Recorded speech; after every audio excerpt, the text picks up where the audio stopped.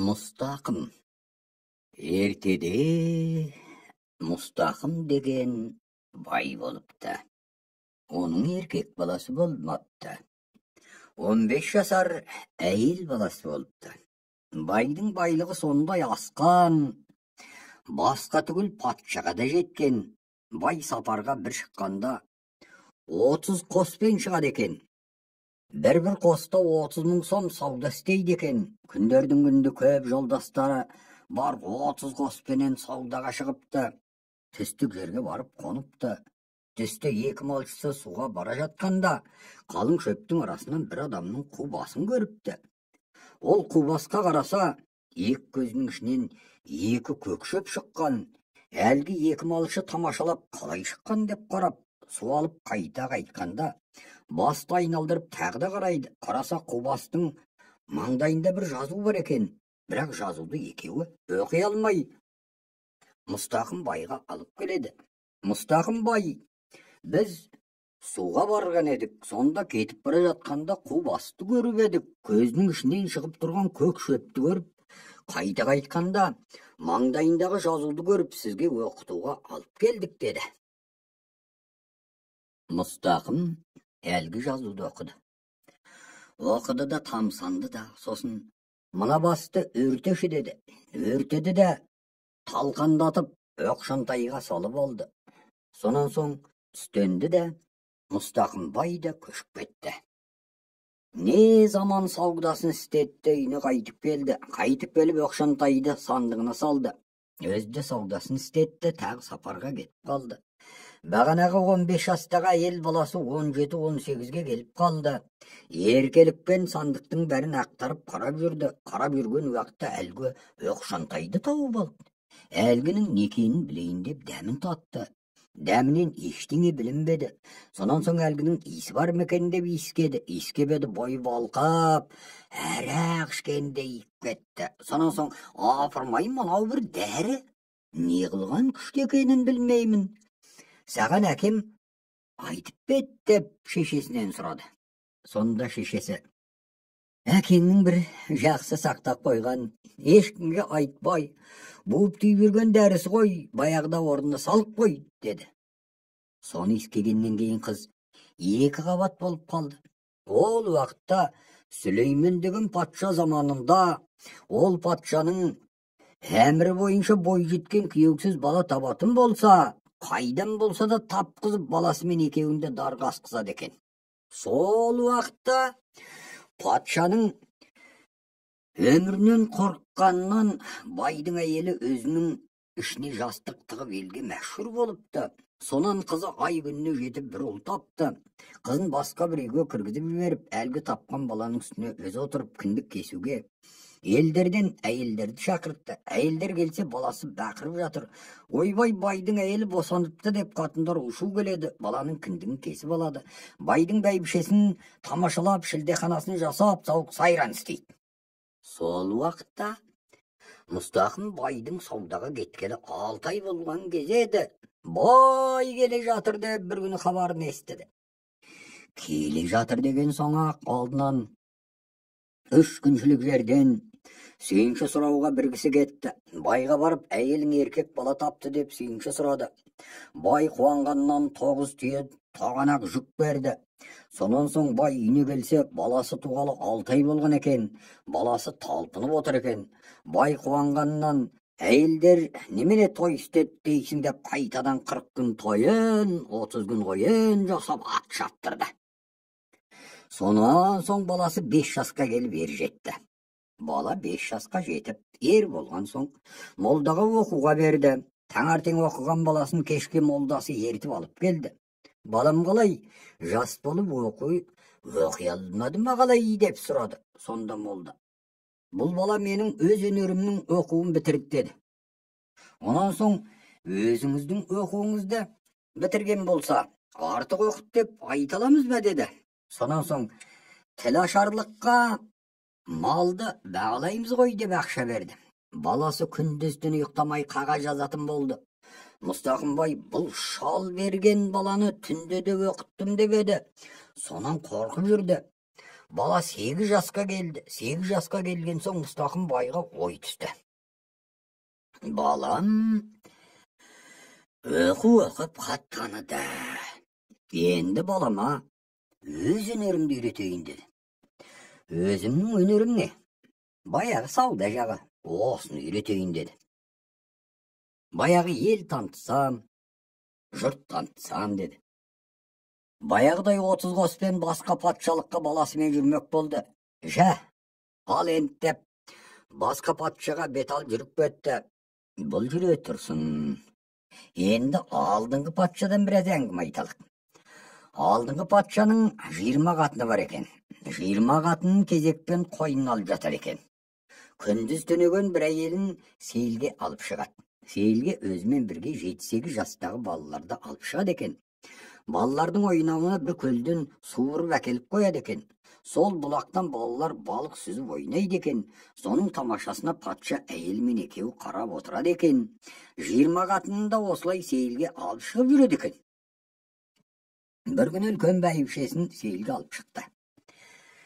Бағанағы балалар балықты сүзіп алып, бір суы бар шұңқырға жинайды екен. Түскі тамаққа қайтарында балаларға патша: балығыңды өлтірмей суға салыңдар дейді екен. Сонда бәйбішесі балаларға да балыққа да ешбір қарамайды. Патша айтты: ей бәйбішем, не себептен балалардың ойынына қарамайсың? Балықтың неше түрлісі бар, оған неге қарамайсың деді. Сол уақытта бәйбішесі айтты: мен бұл балықтың несіне қарайын? Балықтың жақсысы да, жаманы да бар шығар, һәм зинақоры бар шығар деді.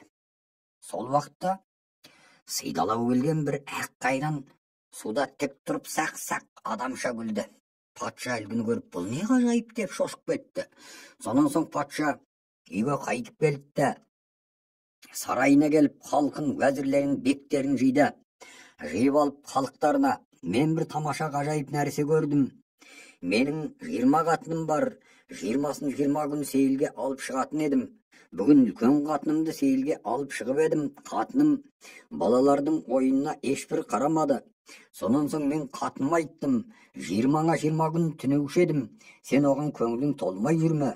Ол әділ емес пе? Болмаса неге қарамайсың мына тамашаға? Өзеннен бір бұлақты бұрып әкелдім. Неше түрлі бұлбұлдарды сайратып қойдым. Солардың тамашасына неге қарамайсың дедім. Сонда қатыным айтты: бұл балықтың несіне қарайын? Жақсысы да жаманы да бар шығар деді. Сол уақытта сидалау келген ақ қайран судан басын шығарып сақылдап күлді. Ол не себепті күлді?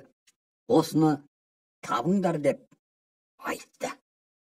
Халқа нәр ойланып бер ойланып таба алмады. Ал енді осын тапқан кісіге астымдағы тағымды, басымдағы тәжімді, жалғыз қызымды беремін деп жар шашты. Сонда ешкім таба алмады. 40-тың бірі Қыдыр деп басқа патшадан да келген болса да маған жолықтырмай жібермеңдер депті. Сол уақытта Мұстақым бай сауда қылып сол шаһарға келіп еді. Әңгімелесіп отырғанда патшаның әлгі сөзін байға біреу айтып еді. Сол уақытта баласы тұрып айтты: бірақ ауыз сөз екен ғой, бір патша халық таба алмады деді. Баланың сөзін әлі келген кісі естіп патшаға барып айтты: осындай бір бөтен патшадан бір саудагердің баласы бірақ ауыз сөз екен ғой деді. Сол бала осыны не қылса да табады, шақырып алдырыңыз деді. Одан кейін Мұстақым байды шақырып сұрады. Ол: бір патша ел таба алмаған, мен қайдан табамын депті. Сол уақытта патша қайғырады. Сонда бағанағы кісі: баласы табады деді. Сонан соң баланы әкелуге бұйрық берді. Мұстақым мұны естіп шошып кетті. Ойбай тақсыр, балам еркелікпенен айтады. 13 жасар бала нені біледі деді. Оны тыңдаған жоқ. Баланы шақыртып әкеліп, баладан: соны табасың ба деп сұрады. Бала тұрып: бұның өзі бір әйгілі сөз деді. Мен бұны бұл жерде шешпеймін, халықты жи, халықтың алдында айтамын деді. Сонан соң патша бір күнде барша халықты жиғызып алды. Жұрт жиналғаннан кейін бала патшаға айтты: бұны тапқан кісіге қандай нәрсе беруіңізді жұрттың алдында айтып өт деді. Патша әуелі бағанағы оқиғаларын айтты. Осыны тапқан кісіге тақтығымды, тәжімді, жалғыз қызымды берейін, және жұртымды билетейін дегенмін. Сол айтқаным айтқан. Onu естіп бала орнынан ұшып тұра келді. Тақсыр сөзіңіз екі ме бір ме деді патша. Бір деді. Бала сол жерде тұрып. Сөзіңіз бір болса, орныңызды бер деді. Патша орнын берді. Бала таққа мінді, тәжін берді. Сол уақытта патшадан бала сұрады. 20 қатыныңыздың кәнизектері бар ма деп. Патша бар деді. Бар болса, 20 қатында 20 кәнизагімен шақыр деді. Барып кәнизагімен 40-ын шақырып әкелді. Өз-өзін ауыстырмай, кәнизагін ерсілі-қарсылы жүргіздіріп отырғыз деді. Сонан соң үлкен бәйбішесінің кәнизагін шешіндір деді. Шешіндіріп жатыр еді. 20 кәнизектері еркек болып шықты. Бала патшаға қарап, бұл не оқиға? Бағанаға Аққайранның күлу себебі осы еді. Өз басындағы бөғін көрмей, кісі басындағы шөғін көрді-ау деді. Ол Аққайран балықтың патшасының қатыны еді. Осы себепті күліп еді. Патша енді бұны өзің қалай қыласың деді. Патша айтты. Менен кетті, саған жетті. Бұның жазасын өзің бер деді. Сол уақытта бала 40-ында дарға асып өлтір деді. Сол жерде 40-ды өлтіртті. Жұрт сонымен тарқады. Патшаның орнына бала тұра қалды. Халық патшаны есекке айналдырды. Халықтар айтты, патшалығынан, қызынан һәм жұртынан айырылды. Балықтың күлгенінде жұмысы не еді? Патша осы сөзге шыдай алмай, Мұстақымды шақырып алды. Сенің балаң осы күнде патша, балам патша деп көңіліңде дәнеңе жоқ. Сенің балаңды патша қойған жалғыз-ақ менің халқым басына көтеріп патша қойған жоқ еді. Егерде мен ашулансам, екеуіңді өлтіремін. Осы бала сенің өз балаң емес. Шыныңды айт, әйтпесе, шыныңды айтпасаң басыңды аламын деді. Сол уақытта патшадан әлгіндей сөз естіген соң, баласына Мұстақым бай жылап келді. Мен патшаны қалай сендіремін деді. Сонан соң баласы айтты. Әй, әке, жоқтан өзгеге қорқасың. Бір ауыз сөз емес пе? Әкесі бір ауыз сөз болса не деп жауап беремін, ақылың болса үйрет деді. Сонда баласы айтты. Баланың бітуі атаға күмән, анаға аян деп айтты. Сонда сен құтыласың деді. Мұстақым әлгі сөзді естіп алып, патшаға келіп дат деді. Патша тұрып, сөзің болса айт деді. Тақсыр, менше баланың бітуі атаға күмән, анаға аян деді. Олай болса, баламен шешесін әкел деді. Мұстақым байдың қатыны мен қызы екеуін алдыртты. Сонан кейін шешесі баладан барып сұрады. Мен қалай айтамын деді. Сонда бала айтты. Түбінде адал орнына барады, шеше деді. Көріп білгеніңнің расын айт. Содан соң Мұстақым бай қатын қызымен патшаның үйіне келді. Патша Мұстақымның әйелінен сөз сұрады. Осы бала өзіңіздің балаңыз ба? Шыныңызды айт деді. Сол уақытта Мұстақымның әйелі айтты. Бала өзімнің балам емес, баламның баласы. Сіз айт деген соң тақсыр, шынымды айтайын. Мұны отырған Мұстақым бай бұл баланың жайын білмейді. Балам еркелікпен сандық қойбай ақтарып жүруші еді. Бір күні сандықтан қағазға ораған бір ақ дәрін тауып алыпты. Дәмін татып көрген екен, ешбір дәмі жоқ. Ескеп қалған екен, өне бойы арақ ішкен құсап балқып кетіпті. Сонан соң маған балам айтты. Апа, саған айтқан әкемнің дәрісін не дәрі деді. Бұл не қылған күшті дәрі? Одан кейін мен айттым, әкеңнің күшті дәрісі шығар. Қайтадан буып орнына салып қой дедім. Ол искеген дәріден қызым 2 қабат болып қалды. Осы бала мына қызымнан туған деді. Сол уақытта Мұстақым бай санын бір салды. Ол дәрінің жайын мен айтайын. Ертегінде сауда қылып бара жатып, бір адамның қубасын тауып алдым. Басқа қарасақ, маңдайында жазуы бар. Жазуға қарасам, өзім Дағыстан деген кісі едім. Тірі күнімде 40 кісіні ажалдан құтқардым. Енді өзім өліп жатқан қубаспын. 40 кісінің ажалы енді менен депті. Онан кейін тірі күні 40 кісіні өлімнен құтқарған шығар. Енді өзі қубас қалай 40 кісіні өлтіреді деп, мұны сынайын деп отқа салып өртеттім. Темір келіге салып түйгіздім. Әбден талқандаттым. Сөйттім де сандыққа салдырттым. Мынаны қарашы енді. Тамаша. Мына 40 кісінің ажалы осылай келді. Сонан соң патша.